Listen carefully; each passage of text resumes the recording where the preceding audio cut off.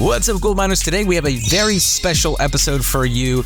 This is the Season 1 finale. We've had a great run here for the last basically 12 months, and I'm really excited to share the top 10 moments from the Gould Mine. I scoured all 39 episodes. This is episode 40.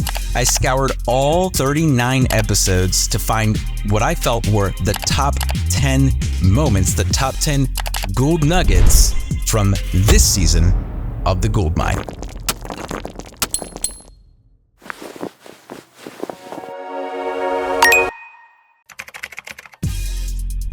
Number 10. Rounding out the top 10 is more of a selfish pick, if I'm being honest with you. And that's because I learned so much from this episode and so much from this guest that I couldn't help but include it in here. And that is Julian Vogel. Julian Vogel presented a new type of fund structure that I never heard of. It's called a co-GP fund or a GP2 fund. Different terminologies, different people use different terminologies. But Julian presented this and he's been using this fund structure for a long time, and I learned a ton from this episode. Take a listen.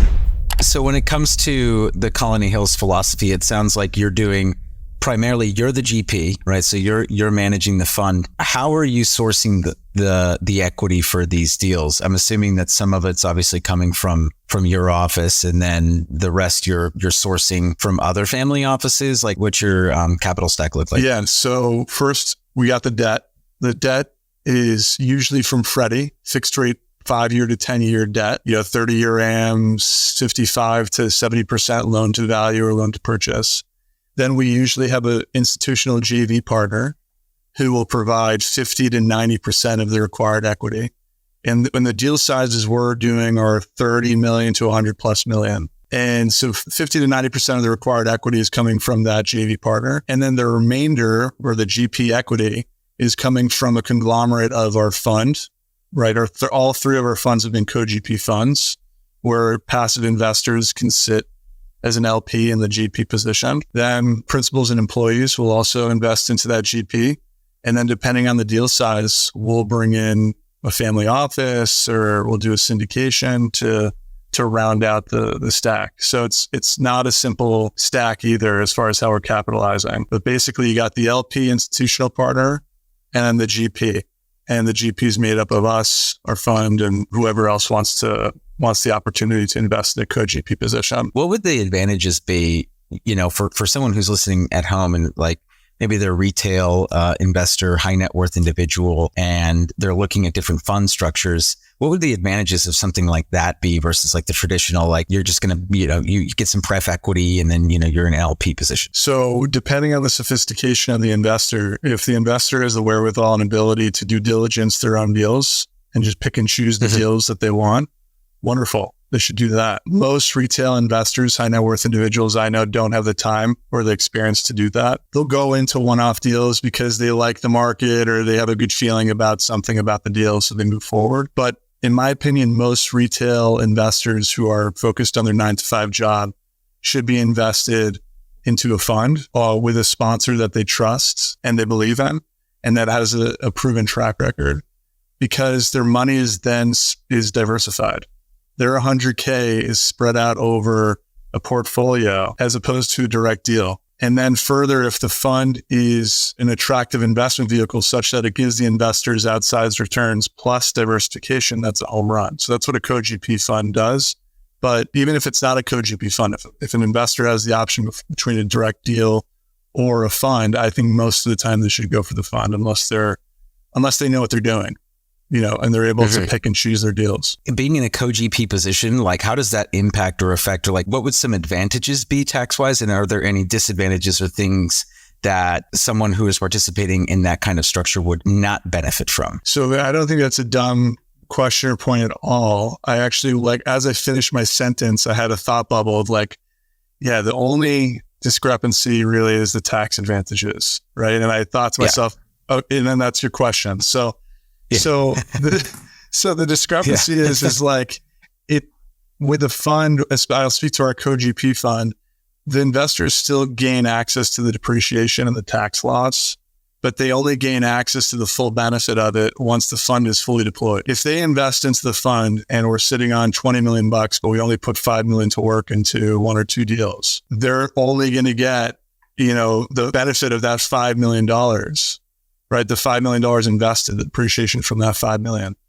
They have to wait for the full 20 million to be invested to gain full access to the depreciation, the cost seg studies, et cetera. They'll get it eventually, but it's something that as investor needs to take into consideration, right? If that is the benefit of investing directly into a deal versus a fund, because they gain access to that depreciation almost immediately, because right, their money is fully invested into one deal as opposed to a blind pool or a fund. So it's delayed. It's, I guess, to summarize, it's either immediate benefit or delayed benefit, right? It depends on the person's situation. If the person has a deal they sold, they don't want to do 1031, and they want to gain access to tax loss to reduce their capital gains or neutralize it, then they should probably be investing into a deal right away, as opposed to a fund. If they don't have that situation, my recommendation would still be a fund, because eventually they'll get the tax benefits and the diversification. Sure. This is a really fascinating fund structure. It basically allows you to do large scale deals at scale. You can raise retail capital, syndicate each deal individually, use the retail capital to fill the GP equity component of the syndication. So it really is a brilliant strategy if you are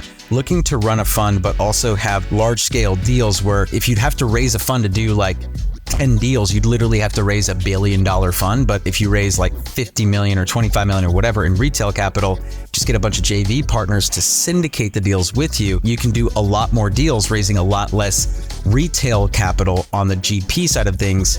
And then obviously, if you have great relationships with larger institutions, you can go ahead and do the larger deals by syndicating them and just bringing on one large check to each syndicated deal. Brilliant, brilliant strategy. Number 9. I really didn't know what to expect when interviewing this guest. I had seen him on a couple of different podcasts, but getting to speak to Jason Peterson was a real treat. This guy went from Convict to now owning multiple rental properties. He's really, truly an inspiration, a guy that shows that reform and change is possible. And when you set your mind to it, anything is possible. Take a listen. You have had anything but a conventional journey. You spent some time in prison and you went from that to now successful real estate investor. Walk me through that journey, man. I want to hear it all, because it's not typical. Oh yeah, it's definitely not typical, and it is a journey to say the least. But so basically my background was misled youth, didn't have a strong male role model to aspire to be like. Got into a lot of trouble. I was raised better, knew better, but I tested my boundaries and pretty much went on a downward spiral. Got out of control. I tried to reel it in. I joined the Marine Corps. Couldn't get rid of some of my old habits and behaviors, and came home on leave and got subsequently discharged from the Marine Corps, and then hit rock bottom. And ended up doing 8 years in Wisconsin State Prison for crimes that I take full responsibility for. The punishment was well deserved. And to tell you the truth, it changed my life for the better. A lot of times people are so distracted by everyday life, they don't get the chance to self-reflect on mistakes they've made and decisions they're currently making, places in their life that they're lacking discipline. And I really consider it a fortunate event that I was gifted the 8 years to self-reflect. So that's what I did. And when I came out, I was on a mission to make up for lost time.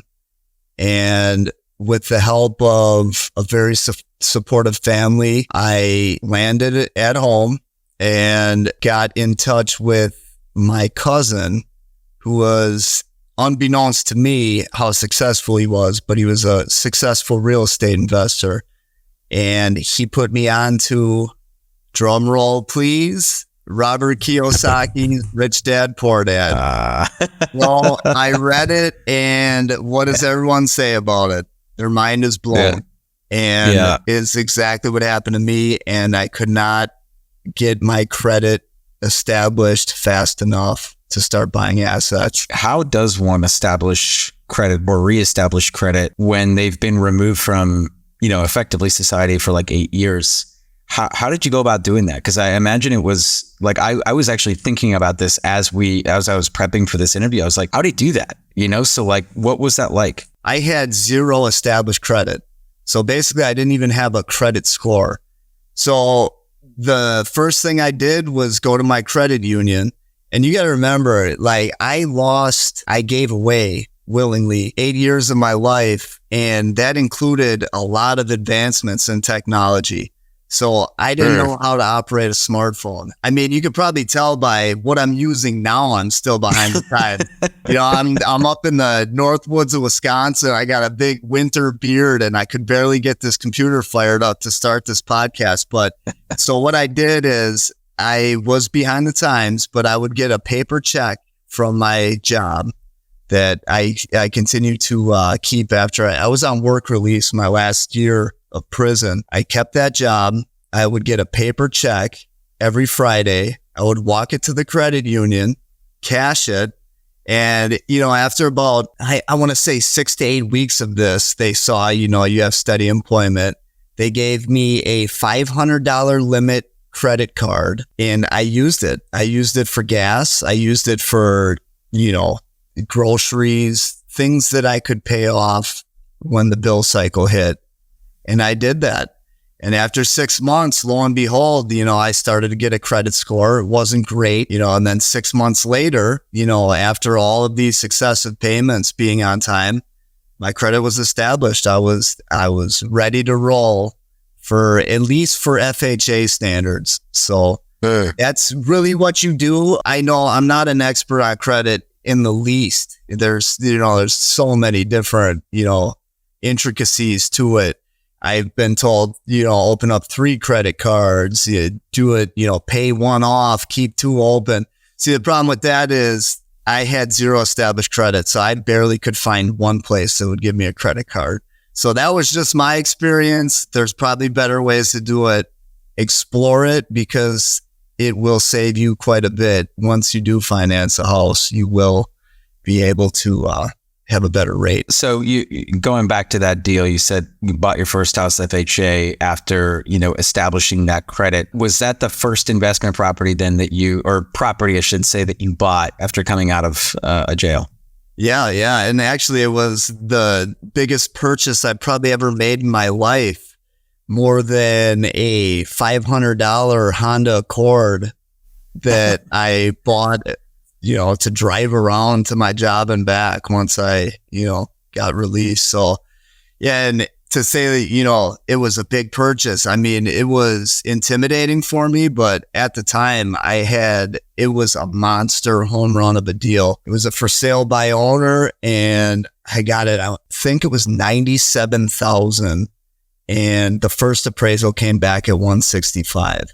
So wow. Yeah, as soon as I, signed the deal, I was, pretty much walking into money. So I had a lot of options to go from there. And I used all of those options with cash out refinances and home equity lines of credit. And I'm not afraid of debt. Let's just say that, for someone with no established credit, and then the gurus will scare you. Don't get into debt. The worst thing you can do. I won't mention the name, but I think we all know who I'm talking about. We all know. Yeah. Yeah. But, I mean, I agree with some of his, advices, but I'm not afraid of debt, and using debt, I've gotten to be, the reason I couldn't get set up fast enough here today is because I've just moved into another primary residence. I can't believe it. It's a dream house. It's on an acre of land. I had deer running through my backyard yesterday, and it's really all come full circle. Very crazy to be where I'm at today. You have reached a certain level of success. You're still very humble. What keeps you grounded, Jason? And how do you think that has impacted your real estate investing career up until this point? I have to be true to myself. Either you be humble or you get humbled. I think that the eight years that I did in prison kind of paved the way for me to know where I came from. You never get too big for your britches, never get too far in front of your skis, because at any point things can change, circumstances can change. And I'm so grateful for everything I have, that I know that sometimes it's like you got to pinch me, because I feel as if it's a dream. That I'm so lucky. And I think what keeps me grounded is doing a gratitude exercise every morning. Thank you for sharing. And in traditional gold mine fashion, Jason, we're going to have you leave the audience with one final gold nugget. Wisdom is precious because it's so costly. Pretty much the best quote I've heard in a long time. And it rang true. I felt it with all my being. Yeah. The wisdom that I have gained in this process cost me a lot. Cost me a lot of self-reflection. It cost a lot of, sleepless nights when I had to remember the horrible things I did in my past. But you have to move past that trauma, and you have to, know that there's a better path for you, and there's light at the end of the tunnel. And hopefully you use that for good, and you can make a difference in many people's lives. So yeah, wisdom is precious because it's so costly. I think the most striking thing about my conversation with Jason was, despite everything that he's gone through, just how humble this man is, and how he's been able to maintain that sense of humility and truly has a giving spirit. You can tell, like, the second that I got on the podcast with him, I was like, oh, this guy is the truth. He is for real. And so shout outs to you, Jason, for all that you've been able to accomplish. And I'm really looking forward to seeing how you continue to grow. And who knows, maybe we'll have Jason on for another episode. Number 8. Cody Davis and Christian Osgood were both on this podcast. They are actually business partners, but they came on individually at different points throughout the season. And the gold nugget that really stuck out to me from the conversations that I had with both of them was this strategy that they used to procure seller leads. This isn't your typical we're going to go ahead and mail a bunch of people. We're going to go ahead and cold call a bunch of people and ask them if they're willing to sell their property. Instead, what they decided to do is play the long game. And it really is a brilliant strategy. They call it their coffee meeting strategy. Take a listen. How are you identifying who your avatar is, like who you want to meet with? And then how are you getting a seat at that table? How are you getting in front of that? It all starts with Google Maps. And something that I found to be consistently true is every property I bought or wanted to buy was on Google Maps. And so that's the magical map that has all the properties. And now that I figured that out, I look at the aerial view. And the reason I look at aerial view is because you can tell if there are bigger roofs or not. And the bigger the roof, the more likely it is to not be a house. And so I don't want to buy houses. I'm looking for multifamily, but I just look for the bigger roofs, and then I go to the street view and see if I like the aesthetic of the building. And if I'd love to own stuff like that, it doesn't have to be that specific building. I ought to figure out who owns it, because they figured it out and they can teach me how they did it. And so I just did that over and over. I find a bunch of these buildings that I'm interested in, and then I'll go to the tax assessor website, figure out who owns it.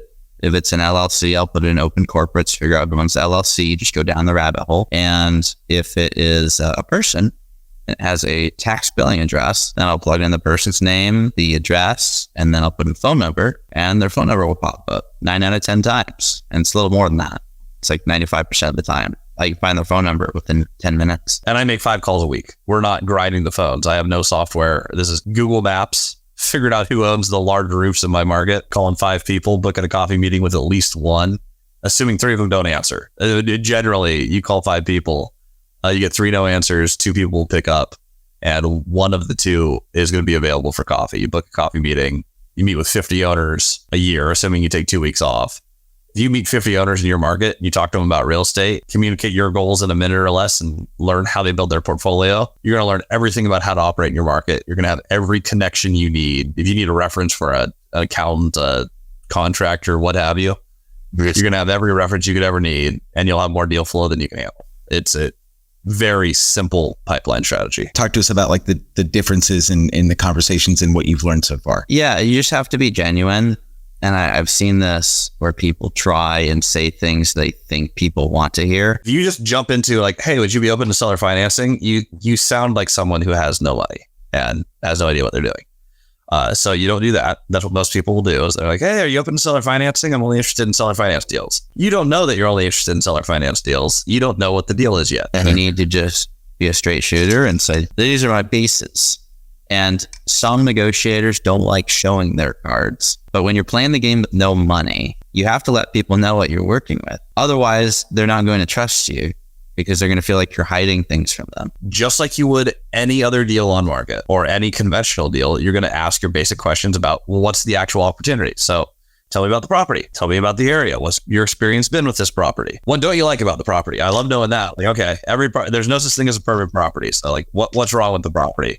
What can be improved? And so you just have to be upfront, keep it simple, don't add steps, and don't overtalk. Easy way to transition into seller financing or any financing is a simple question. How is the bank going to look at this property? It's one of my favorite questions because it asks almost everything, but really succinctly. How's the bank going to look at it? Asks, is there any major deferred maintenance? Do I need to put more money down because there's a problem? It's asking, how are collections and rent roll? Because if you're not bringing in enough money, the bank's not going to look at that favorably at that price.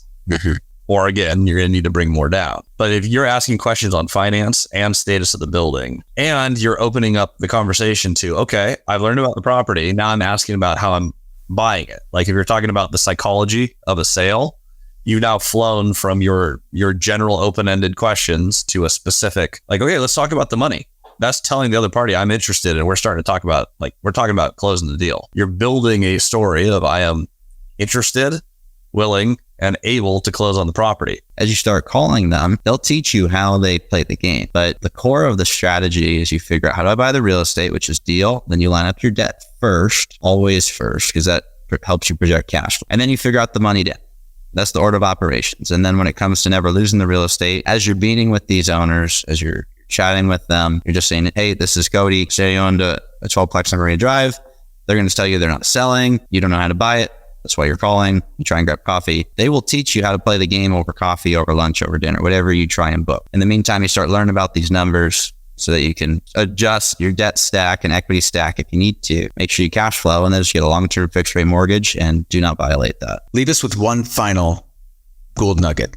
One final gold nugget. Okay. There are a ton of people, and this is my most common Instagram DM when people ask me questions. It's how do I get started, or have you done this strategy or this strategy or this strategy, like wholesaling, flipping, syndication. Figure out what you want to do and do that. You don't need to be a broker if you don't want to be a broker. If you want to be a broker, then get your broker license. People add steps. And so what I'm going to leave you with, which I wish someone told me 8 years earlier, because Cody's 8 years younger than me and figured this out. Figure out what it is that you want to do, and then just map out how it is that you want to do that. If you want to buy multifamily, don't start with single family. Go buy a 12-plex. Go buy a 38-unit building. Buy a duplex. Do the thing that you want to do without adding steps. This isn't a job. You don't need to build a resume. If you're going to be an entrepreneur, keep it super simple. Don't add steps. What Cody and Christian have been able to accomplish at such a young age. I mean, Cody's still in his 20s. Christian was in his 20s when he started with Cody, I believe, or early 30s. And now they have just, I mean, I don't even remember how many doors they have. It's like so many though. It's like hundreds of doors that they have under management. And it's really just a testament to the effectiveness of the strategies that they put in place. And so if you are looking to break into multifamily or really any sort of like commercial real estate asset class, I really think that this is like a really brilliant strategy. And so I would encourage you, like, if you listen, these guys have been able to do it. And I think that they use their youth to their advantage while, setting up these coffee meetings. That's something that I really picked up on, is like, hey, they almost leverage their youthfulness and their inexperience, so to speak, at least at the beginning, to their advantage by, using that as the crux of their coffee meeting. I want to learn from you, and then using those relationships and leveraging those relationships into transactions, and not only transactions, but leveraging it into transactions where the seller is giving them incredibly favorable terms. Seller financing, sometimes 0% down. I mean, these are some really crafty strategies that they're incorporating into their investment strategy, and it all stems from the fact that they've built such a strong relationship with the seller most times before they ever do a deal. Number 7, Dude, this 20-something-year-old kid is the truth. You know, I sold real estate in a previous life, 10 years, was a realtor, had a large team, 35 agents working for me, lots of 20-year-olds on my team. And I wish that some of them had a fraction of the work ethic and the tenacity that Josh Janis has. His hybrid wholesaling methodology is really inspiring stuff, really interesting and novel concept that he's deploying. And you have to listen for yourself as to how he goes about piecing together these deals at scale. You talk about this hybrid wholesaling methodology, and I want to understand what you mean by that and share, what that looks like at a high level with the audience. Yeah, so it's basically the typical wholesale method, but instead of me putting the property under contract, I just take all the information, pictures, videos, rent information on the roof, the CapEx, etc. I package that together, and then I present that to the investors that I'm working with. Right. And then if they like the opportunity and they want to offer on it, I just write up a contract, present the offer to the seller, and then they'll accept or deny or counter, or whatever the case may be. But it's a lot more ethical, at least in the state of Ohio, because you're really not supposed to wholesale as a licensed agent to other, you're not supposed to do it in general, but you can't really represent someone if you're wholesaling the property to them. In this case, right. I'm just presenting them an opportunity and sticking my standard commission in there. That's just same thing over and over again, and I can represent them. That's awesome. So you're kind of using your cold calling then to do a couple of things. You're vetting the properties. You're like, okay, is this a deal that I want to do? If it is, great. But if not, then let me take some pictures, everything, and I'll come back. So hold on a second, because now I'm like, you just kind of confirmed something that I was about to get to. So what you're telling me is that you sell these houses usually sight unseen? Yeah. So I'll have somebody in my team bring a deal. If it makes sense. Wow. I'll put together a marketing package. I've already done the due diligence. Somebody on my team or the seller took pictures. Somebody saw it at some point already, not me. Then I send it to the investor, have a conversation, get an offer into the seller, and then they have an inspection done, and I'll go to the inspections. They have an appraisal done, and I'll go to the appraisal, and then it closes. Yeah, I don't go to any properties ever. So through a series of phone calls, what I'm hearing, you take a cold lead, you get them to a point where they're giving you all the information that you need on the property, including pictures and a price. You then package that up into a little marketing thing. You blast it out to a couple of your investors, or is it just one guy that you're working with super close at this point? No, I work with 200 people.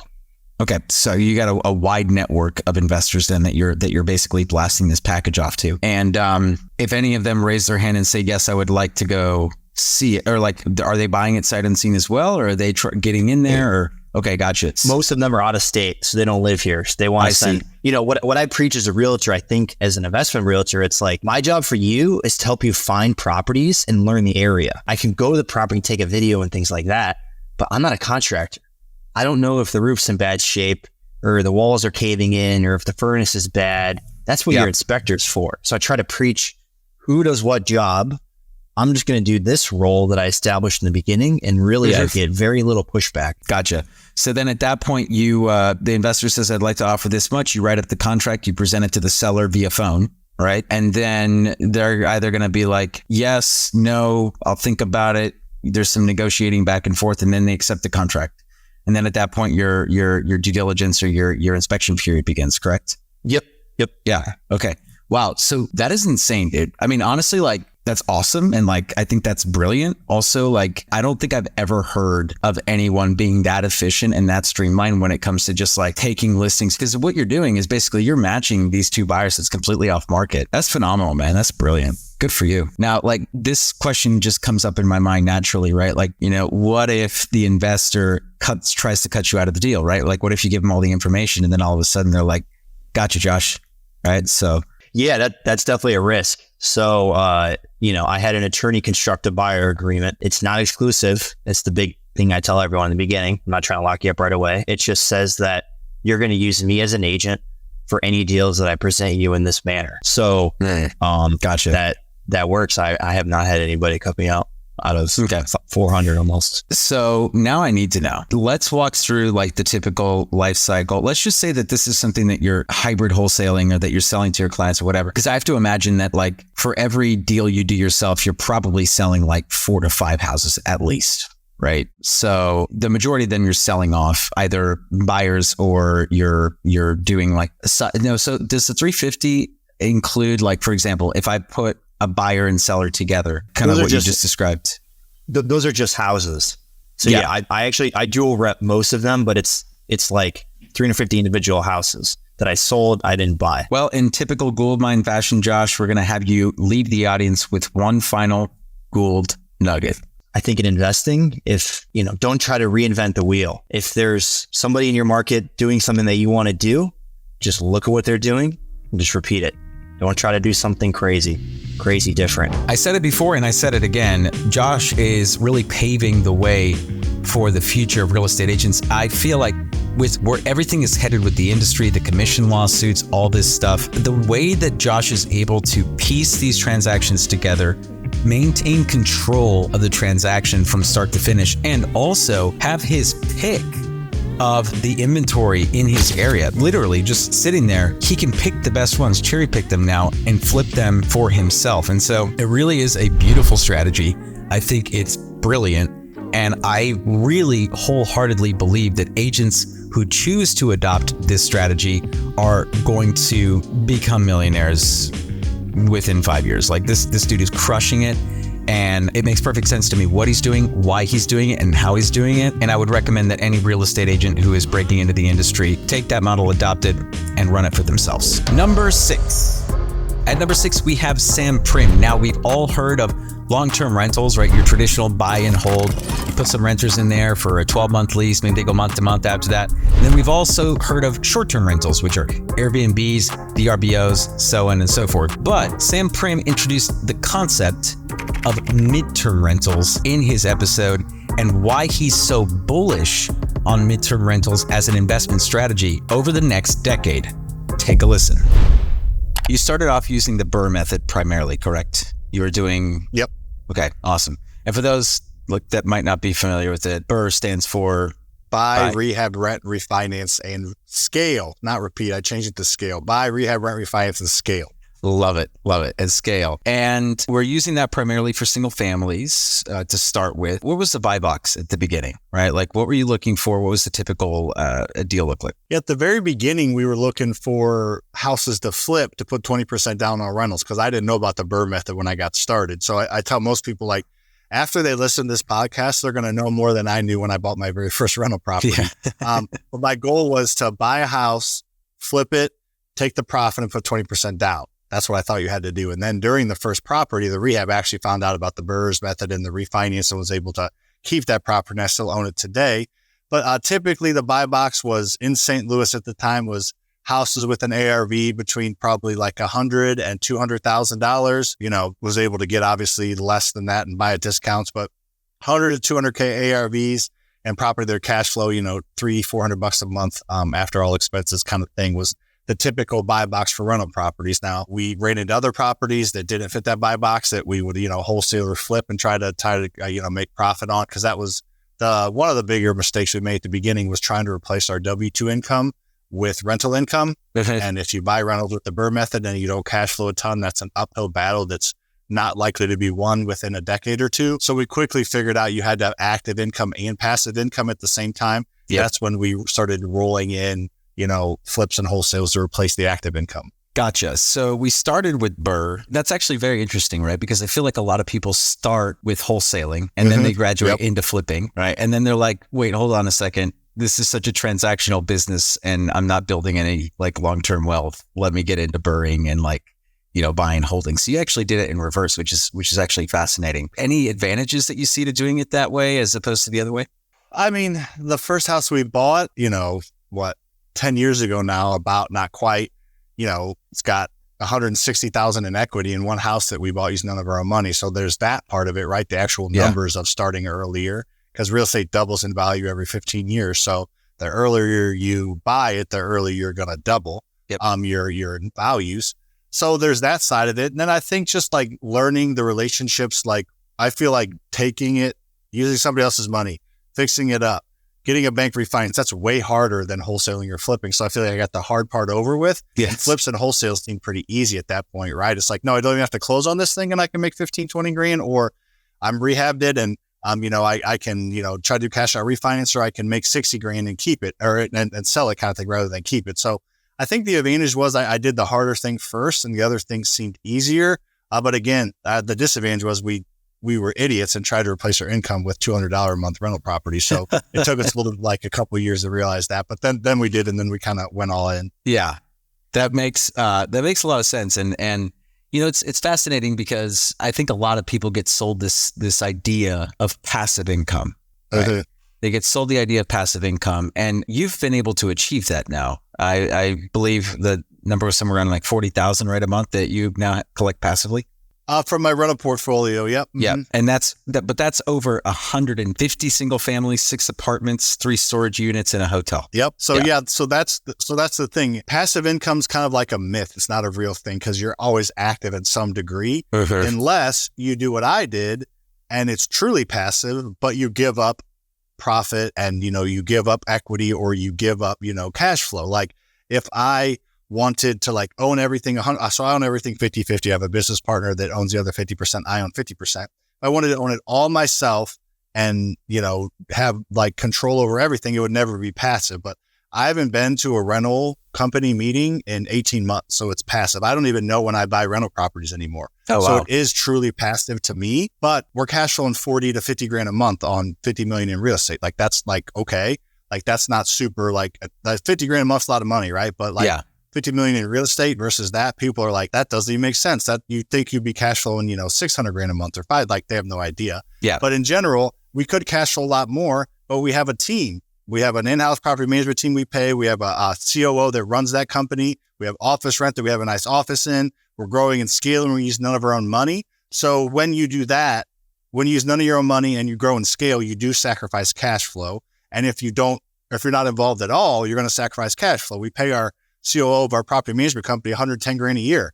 Lucas and I could try to piece that together and get more cash flow, but we're not worried about the cash flow. It's more about the appreciation, the debt pay down, the tax benefits. So it is truly passive for me, but that is pretty rare. Most of the time there's some level of involvement, and that still doesn't mean you don't do it.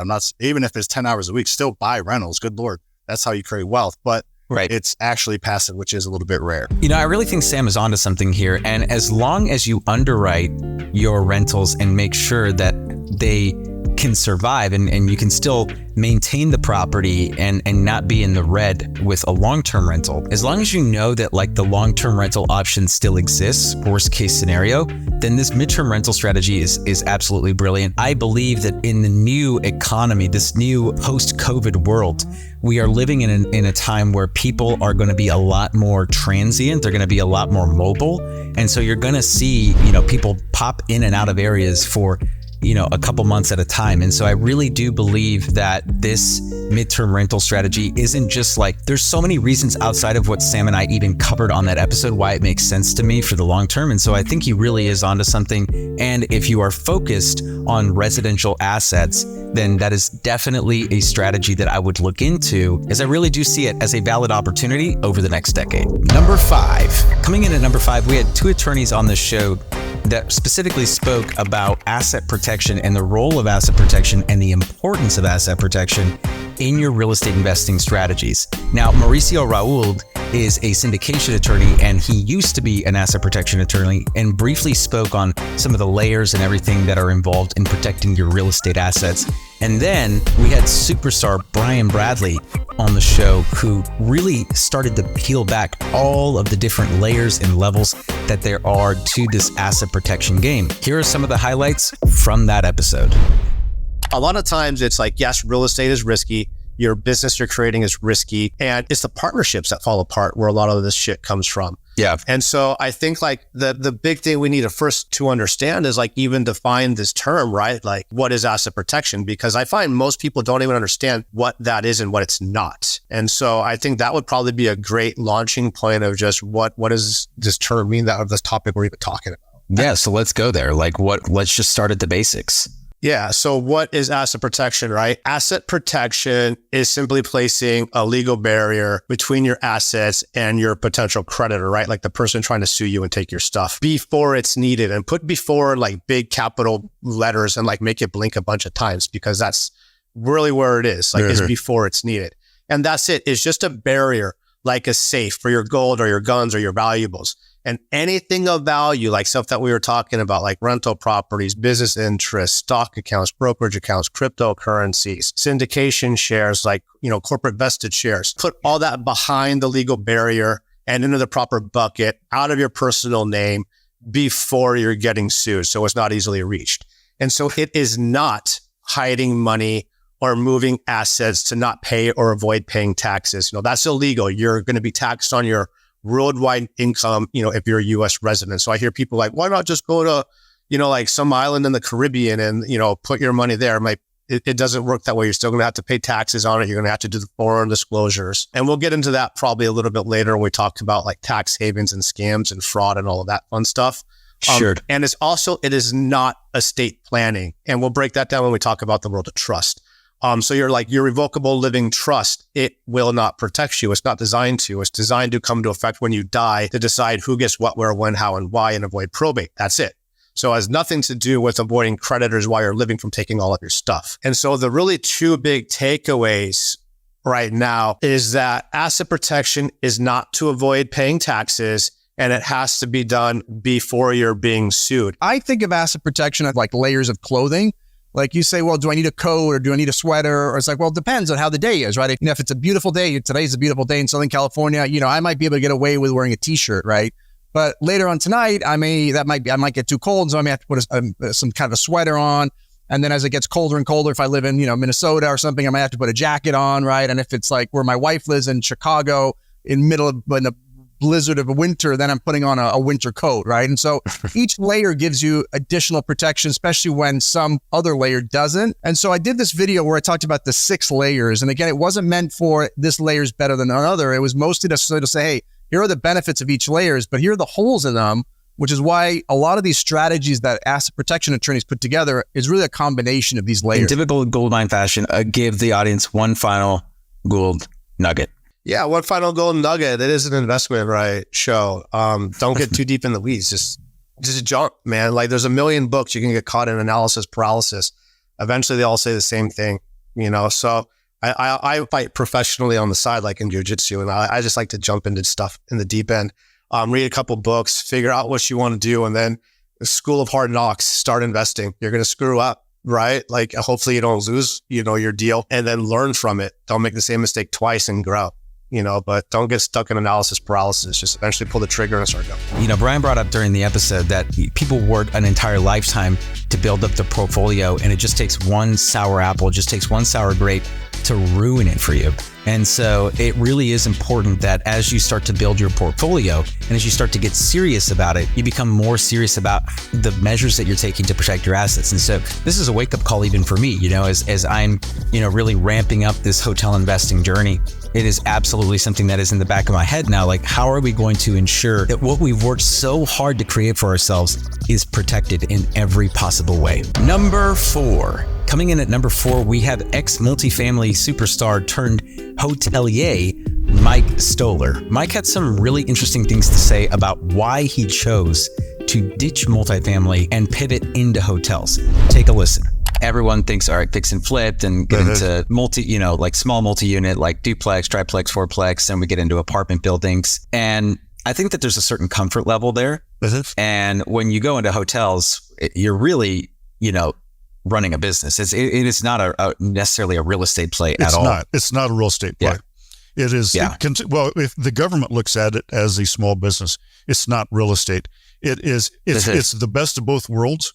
I have a small business that sits on real estate. Exactly. So the real estate will also appreciate. And I have some hotels where it's in really good areas and the land appreciates more. In 10 years, probably just going to mow down the hotel and just build something on the land because the land is more valuable. That's the real estate part. The other part, you have a small business that has 20 employees with 20 different vendors that you're dealing with, the P&Ls. It's nothing like, and I keep telling this to people, like, if you're big in a multifamily, don't just think you can go out and get a hotel. Yeah. It's really nothing like, it's not the same. I think that the internet has actually made hotels seem more accessible over the last 5 years. Because before 5 years ago, like, who was talking about buying hotels? Like, you saw, like, people thought that Marriott and Hilton owned all the hotels. Yeah. Right. Or REITs, you know, the stock market. You know, people, it's amazing if people tell me that, like, I didn't know regular people could own a hotel. Exactly. Like, well, most of them are actually, you know, the mom and pops. And, you know, that is true. It's when you don't have the podcast. You know, when I first started in multifamily, single family, I'm like, I never even dreamed. I didn't know it was possible to own a hotel. Yeah.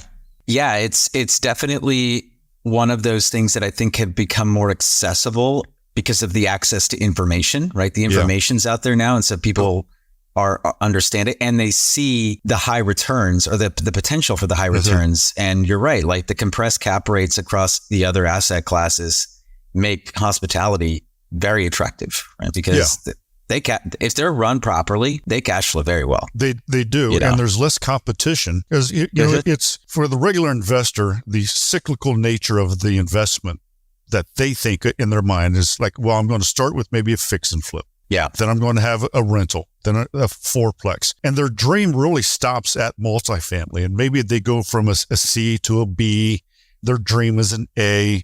And they don't realize as they build up in those type of things, the compression of the cap rate returns gets lower, you know, because you have a 200-door C class is going to make more money than 200-door A class possibly because of the added amenities, the cost, the area. So no one even thinks about hotels. They kind of stop at that multi-level part and they say, well, I'll just own a 200 key or 300. You know, they just go up in multifamily and syndicate there. So when I tell people, and plus, you know, what I found is funny with my investors, they're like, I just want to tell my friends that I own like a hotel. Well, it makes a lot of sense, you know, given everything that we've discussed, you know, there's lower operational costs over there. And the price per room, key, whatever, is going to be usually less than it is here. A lot so less. It's like the acquisition cost is less. Even the renovation cost is going to be less because labor and supplies are less money. So overall, it's less expensive. Yeah. And it sounds, you know, just the numbers that you're telling me is like $3,500, $3,500 a night. That's, you know, effectively, you said 5 rooms, 6 rooms? 9 rooms. So like, yeah, that's $350, $400 a room. That's pretty much, you know, what a you know, hotel could generate here in like a mid-scale hotel in like a tier A market. You know, that's what you're getting. Or do you want a castle in Spain? And the castle it's 12 minutes from the Mediterranean. Oh, wow. So it's a big hiking area. It's kind of in the woods, northeast of Girona. So you have Barcelona, Girona, and then towards the Med, northeast are these properties that we're looking at. And basically it's you get the destination weddings, you get the corporate retreats, but what you get is it's an hour and a half from Barcelona. So you get the weekend getaways, right? From people from the city. In traditional gold mine fashion, Mike, you got to share one of those ideas that's floating in your head. What's one final gold nugget for the audience? That's true. So I don't know. I don't think we hit on this. We talked about it prior. There's a golden nugget when you get into hospitality, ladies and gentlemen. Remember, it's considered a business. People right now are worried about interest rates, worried about the banks, communities, regular banks pulling in. It's like, we're not going to loan, really tightening their belts. Yep. Because hospitality hotels is a business, I'm able to get SBA loans, government-backed loans. Less amount down, less interest rates than the banks will give you. I can do market, basically, you know, Wall Street type backed loans, insurance. There's something called CMBS, and you probably never heard of it unless you've been in hospitality or commercial. Wall Street, through insurance backed funds, will give you a loan. And they don't want that much because they're dealing with billions of dollars. And what happens is my hotel loan is packed into like 10 other different hotel loans, and they sell that as a fund within this market. There's also USDA loans, government backed. So if, you know, we're looking really big in like different rural areas off of highways, maybe touristy areas, up and coming areas. And as long as you give back to the community, hire within the community. You can get USDA. Everyone's probably heard of the USDA residential loans, but you can also do it in hotels. So my golden nugget is don't let the banks and interest rates hurt you or hinder you, because once you get into actual commercial loans, there's other things that you can do. That's the reason why I can still buy, I can still build, because I'm not going through regular banks. I enjoyed having Mike on the show so much. I actually had him on 2 times, and I want to keep chatting with this guy. He's just a fun dude to talk with. Obviously, we're in the same space, so it's always nice to talk to fellow hoteliers. But I mean, the dude just lives a life. You know, he's living out in Scottsdale right now. Before one of the episodes, he's like, "Yeah, man, I just got out of my cold plunge." You know, the dude is just an awesome guy, and so really enjoyed having him on the show twice. Tons of value, tons of knowledge dropped, and truly inspiring to hear all of his successes. And then, you know, despite all the successes that he had in multifamily, why he eventually chose to leave that and then pivot and put all of his focus into hotels. It makes me feel like I'm on the right track. Number 3. Coming in at number 3, we have 2-time Goldmine guest, Elijah Brown. Elijah dropped a lot of knowledge in the first episode, but really it was the second episode where we really started to dig deep into some of the ways that he's thinking about the current market and the current interest rate environment. Elijah looks at dozens, if not hundreds of deals every single month and is really, really picky about what he chooses to invest into. We've had several conversations offline, and I know that this guy is super selective about what he invests into. And so he really has a new way of looking at the investments that he's making in 2024. The way in which Elijah is reshaping and rethinking his strategies when it comes to reviewing and looking at return metrics in this new year is super fascinating. Take a listen. How are you, I guess, underwriting conservatively, or what are you doing to kind of like check the conservative box? The more deals that I look at, the more deals that I do, the simpler it's becoming. Before, 5 years ago, I was like, oh, I got to do an entire underwriting model and calculate all these metrics, and then all these metrics need to be within a certain range. And it was like really complicated. Now it's like it boils down to like 3 or 4 like specific things that I look for that tells me if a deal is going to be safe and conservative. We'll just start with 1, debt service coverage ratio. Essentially what that is, it's the net operating income, so your cash revenues minus your cash expenses, divided by your loan payment every month. And that should tell you like how many times your loan payment are you making?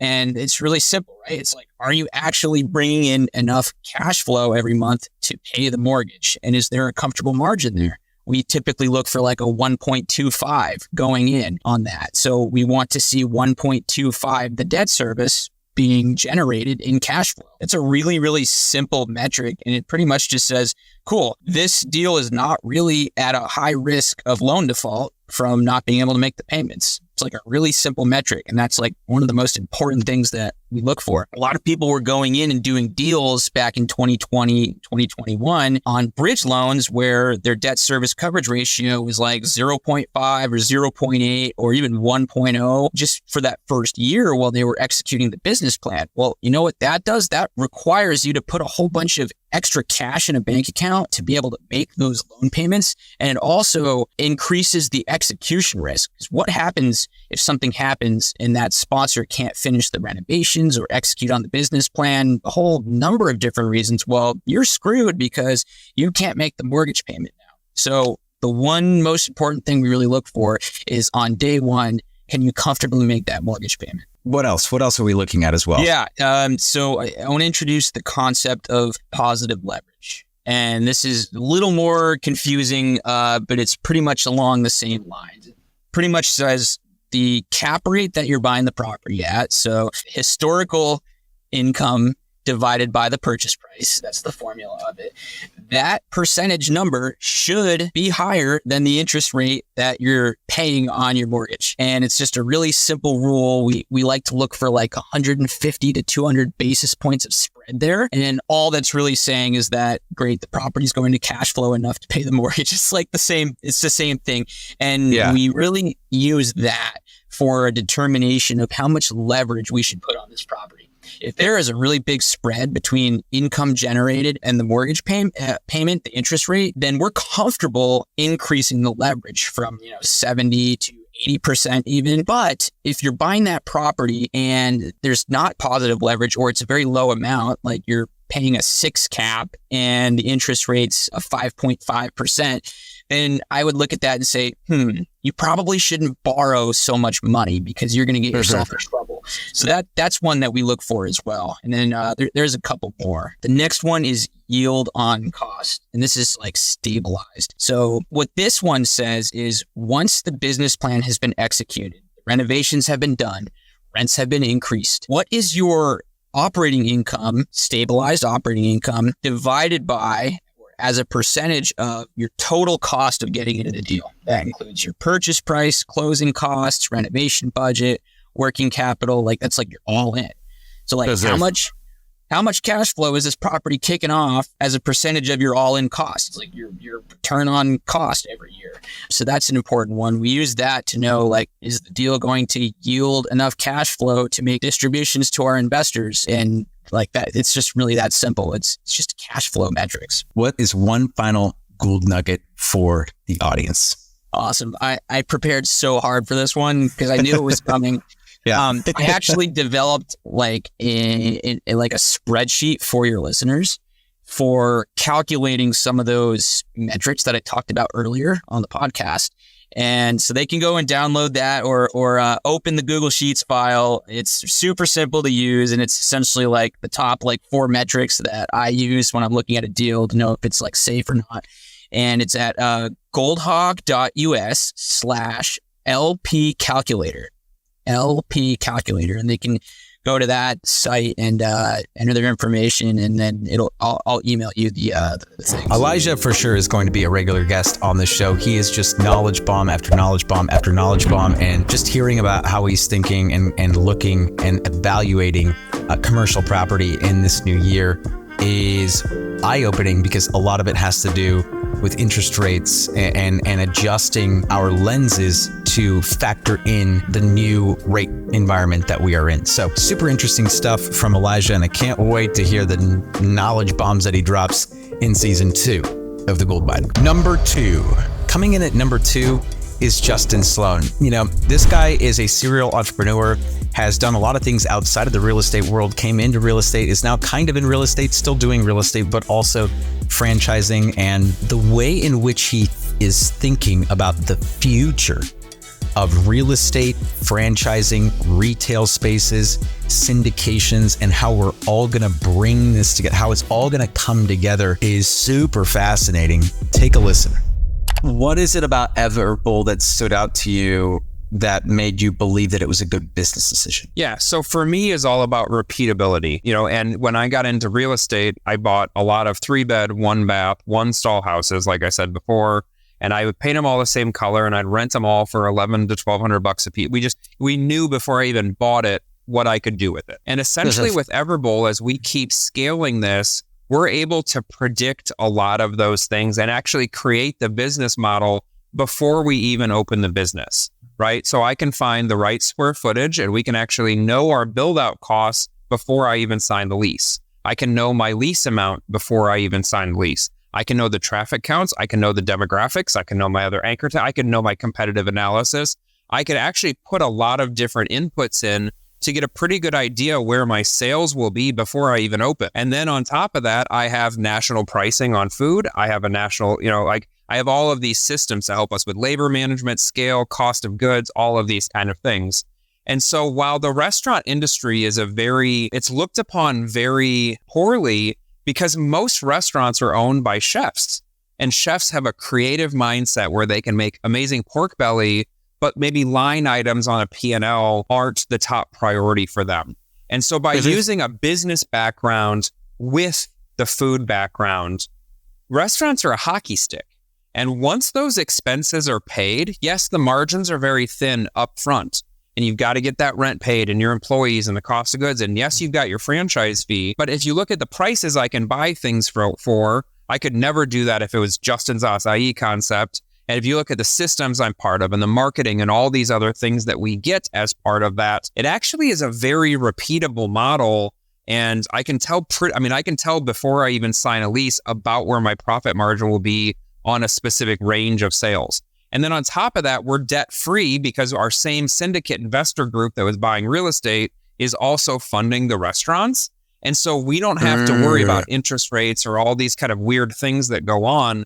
And that's what really gives us that extra edge, is all of our competitors are first-time restaurateurs, don't know their COGS, are learning marketing, and then they also have an 11% SBA loan. And if you're trying to figure out all those things at once, that's really, really tricky. Whereas with me, I've got the entire state of Texas. You know, if you look at just Dallas alone, we already have 7 locations there. There's 7 million people. We could put another dozen plus locations there. And we can be really picky on location, really picky on rent, really picky on traffic flow. And we know when we stick that location in there that it will, you know, create X revenue, as all of our stores do. Okay. That makes a lot of sense to me. Now, how does this because this is where I'm trying to understand kind of like how this all comes together. Because you were saying, I think that the business concept with the real estate concept and like melding it together. So are you like eventually thinking like more of like a McDonald's model where like you own the real estate, put the business in there, right? And then run the business, but then also you're owning the is that what you're thinking? Yeah. So there's a couple different things in play right here. So we still have our real estate arm. Obviously, we know that real estate's really tough right now. Deals are not penciling. You've got to come with a lot of capital to the table. So we're looking at acquiring real estate. We're also have our restaurant arm. So we're always looking, and we're actively opening more restaurants right now. But my long-term goal is to merge these two. I would, and to be honest, I really think we're going to actually add more concepts into our portfolio over the next few years. Given the success that we've had with Everbowl, almost every week a new company is reaching out to me saying, scale me in Texas, you know? So I think about 5-7 years down the road, what if we had 3 or 4 concepts? What if we had a fitness concept or a restaurant or this or multiple and then different things? Why couldn't we build a piece of real estate, put 3 or 4 of our concepts in there from day one? Now we not only own the real estate, but we also own. Or you want to talk about real value add, why don't we buy a strip mall that needs a little bit of love, and we'll put a little bit of our concepts in there. We'll give ourselves a little bit of TI and we'll stack the deck in our own favor. And I really believe that the future is that people and real estate investors will not just want to own the real estate, but they'll also want to own a piece of the businesses as well. And so we have the 2 arms right now. And I think at some point, you know, I'm still really young, but in the long run, we're going to merge this whole thing that will give people a bite of all of the apple if they'd like it. And then people can drive around different communities and own a little bit of that building, a little bit of that business, and a little bit of this. And what are they doing? They're helping create jobs. They're helping add value to their communities, and they're getting to be part of those things that are around them. You know, man, that's so smart. And now that, like, as you're saying it, like the vision's already being painted for me, because you're right. Like, you know, before real estate investors, they're like, okay, think about someone who owned a strip mall like in the 80s, right? I'm thinking high net worth individual, you know, doctor, engineer, lawyer, don't really have time to do a lot of the day-to-day stuff, but they just needed somewhere to park their money. Nowadays, what you're seeing is the birth of the real estate entrepreneur. Guys like you, guys like me, we're going out there. We already understand business because we've probably run a few businesses, and now we're also getting into real estate. And so having that acumen going into real estate and like applying that to real estate investing, and you could just apply it to different businesses. That makes so much sense to me. And by the way, there's a tremendous amount of value there, because if your investment group owns the businesses inside of the real estate that you are operating in, that is like, dude, the margins on the profit on that could be insane. Bingo, be right? insane. So for a normal landlord gets about 10 cents, about 10% of rent goes to a landlord, right? 10% rent to sales ratio is kind of what they're looking at. But there's another 15 to 20% that comes out the end as profit margin. So for every dollar that walks in and gets spent at that strip mall, there's 30 cents in there. The landlord's only been getting 10 cents. The local small business owner's been getting the rest of it. The reality is that as time scales on and as repeatable, like, why wouldn't you want to have 50 Everbowls and 100 Jimmy John's and 200 of the, you know, there's franchisors out there that own 26 or 2,800 locations of different businesses, Applebee's, Chili's, 400 Arby's, all that kind of stuff. And I really believe that creating a venue for people to invest into these repeatable models and get a chunk of that slightly bigger percent of money is there. And then we don't, like I said, we don't have to worry about interest rates and those other troubles right now. and are able to expand when others aren't able to. Yeah, this has been awesome, Justin. And in traditional Goldmine fashion, we're going to have you leave the audience with one final gold nugget. All right, but if I had to give one final nugget, would be if you're going to do anything once or twice, go do it 50 or 100 times. We talked restaurants today, but I've got friends that own restaurants, and every one of them has a different menu and a different layout and a different everything, and they're pulling their hair out. But when you own the same thing and you do it over and over and over again, or real estate over and over and over again, it really does get easier each one, and you get better with each one. And then when you have problems, you can fix it a lot sooner. So rather than zig and zag all over the place, find one thing, double, triple, quadruple down on it, and get as many as you can. What Justin's really talking about here is the hotelification, if you will, of the entire commercial real estate industry. Why? Well, if you think about it, hotels are twofold. It's a real estate play and it's a business play. You own the business inside of the real estate, which you also own most of the time. Now, Justin's talking about doing the exact same thing, but with retail centers. And this is brilliant because the best business people, the best operators are going to win, and they're going to win big. And so I really think that Justin's onto something here. And I would highly encourage you that if you are in commercial, I know that I am, right? Like now I'm like keenly aware of how impactful this vision truly is, and the potential that this new way of doing real estate, this hybrid retail business syndication strategy has, and the implications it could have on the future of commercial real estate, I think are huge.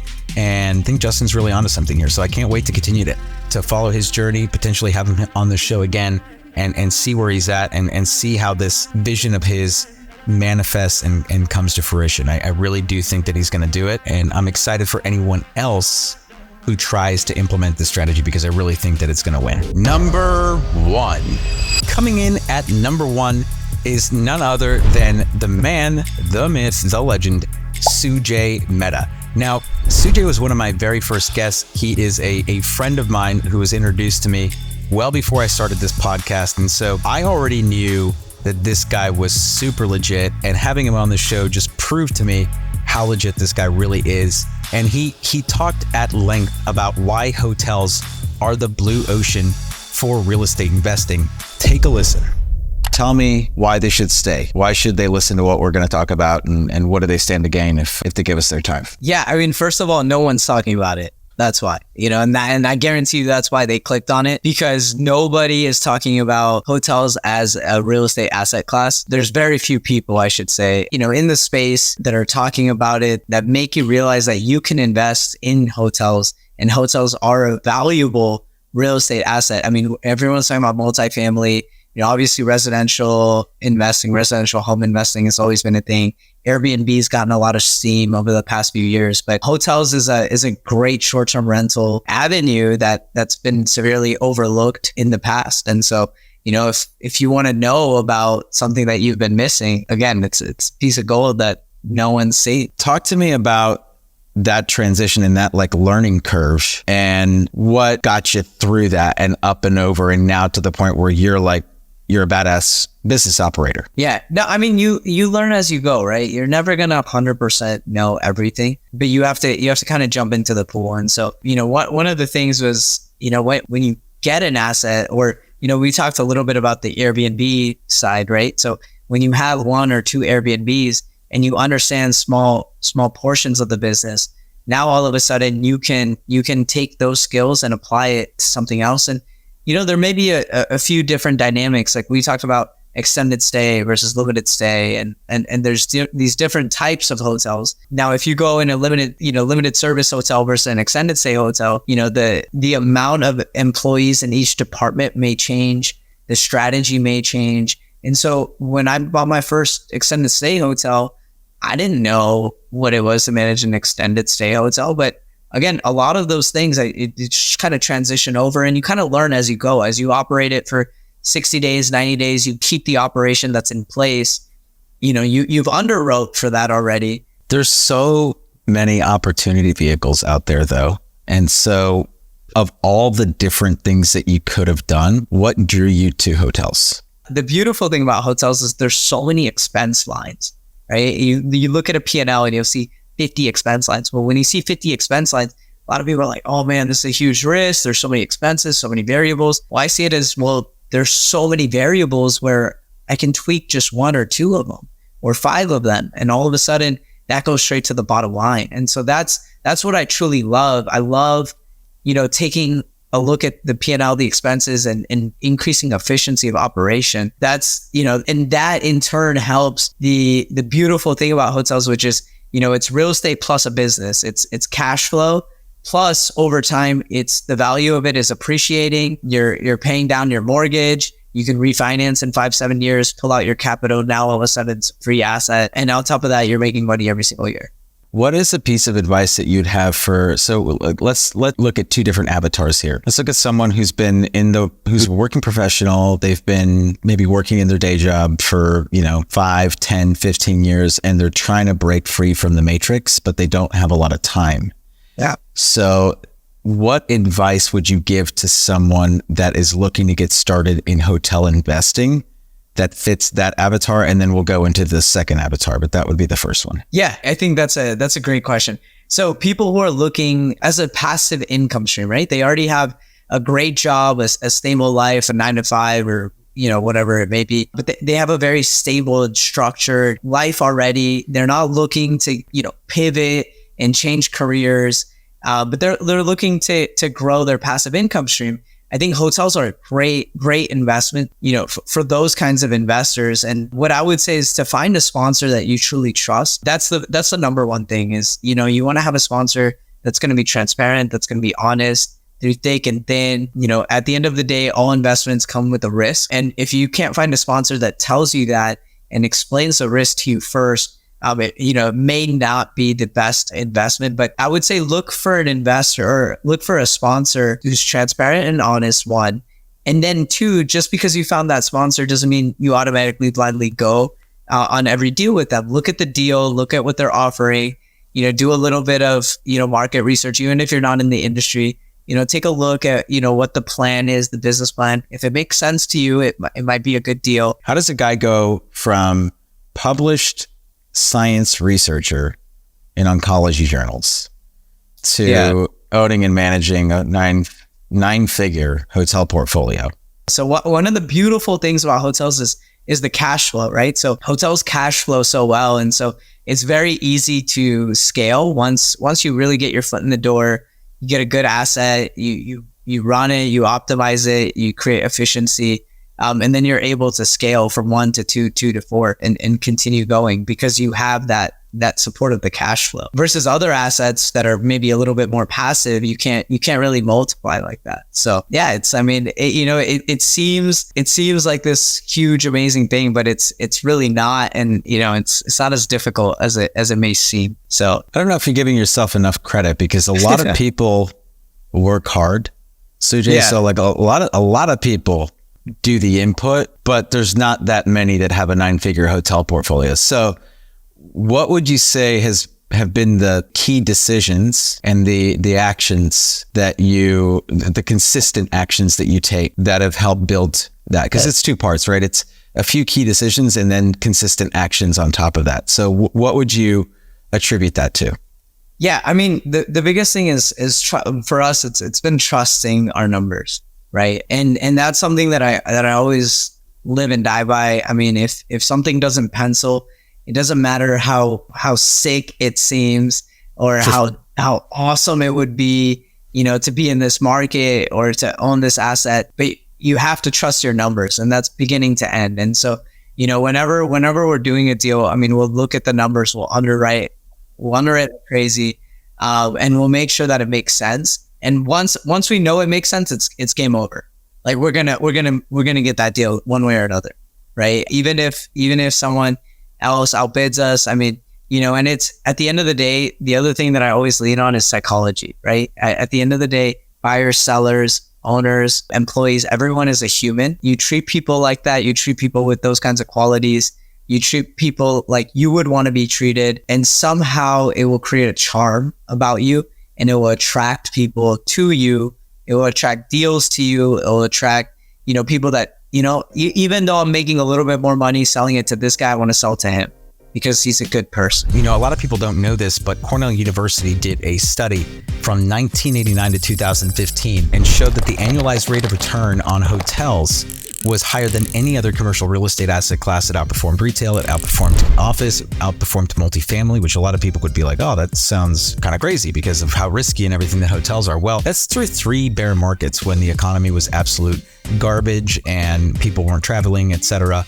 Hotels still on average outperformed all of the other commercial real estate asset classes. But I think, you know, to that point, when I had Sujay on the podcast, the point wasn't to like cram hotels down everyone's throat here. Obviously, like we've interviewed a ton of guests across a lot of different asset classes, but it's interesting that this idea of like hotels being this blue ocean, that hotels being this like incredible asset class. You see Mike Stoller switching from multifamily into hotels. I see a lot of guys right now doing motel to multifamily conversions, which is interesting. Could also be a play because we definitely need more housing. But I think the reason that hotels are not as popular for everyday investors is simply because it's a very daunting kind of real estate asset class. There's a lot of people don't understand it. And so to better help you, I actually put together a free ebook. It's called The Beginner's Guide to Hotel Investing. You can download it for free. The link is going to be in the description and in the show notes below. So go ahead and get yourself a copy of that if you're interested in learning more about hotels, hotel investing. And if you are interested in being on our distribution list, Sujay and I are actually working on a couple of hotel projects right now. And so if you'd like more information on any of those projects, or you just like to learn more about hotels in general, you can sign up for our hotel investing newsletter. That will also be, the link to that will also be in the show notes and in the description box below. And hey, if you've made it this far in the show, give yourself a pat on the back. Thank you so much from the bottom of my heart. I'm truly grateful for the people who have chosen to listen and be here since the beginning. I plan on continuing this podcast for a very long time. It is, I believe, educational, not just for all of you. I've gotten a lot of great feedback from our listeners. I've also gotten a lot of, I've also learned a tremendous amount. And so selfishly, I want to continue doing this podcast, if not even for you guys, just for me, because I've learned a ton. And even putting together a top 10 was super hard because I learned way more than just 10 little nuggets here this season. There were so many great guests, so many knowledgeable guests, and so many outstanding people that chose to share an hour of their life with me and with you. And so to every guest that was on this episode of The Gold Mine, thank you. Super grateful for you and really looking forward to seeing all of you succeed in your respective investing journeys. And so with that, we are now done with season 1 of The Gold Mine. We are going to take a short 3-4 week break. I don't know how many weeks. It's going to be a couple of weeks here in August. We will be back. The Gold Mine will be back after Labor Day, the week after Labor Day. I'm going to go catch some rays and some much needed R&R out in Mexico for the next couple of weeks. And then when I get back, I'm going to start filming again. And we will have new episodes for you in September of 2024. This is Danny Gould, everyone, and I will catch all of you in season 2.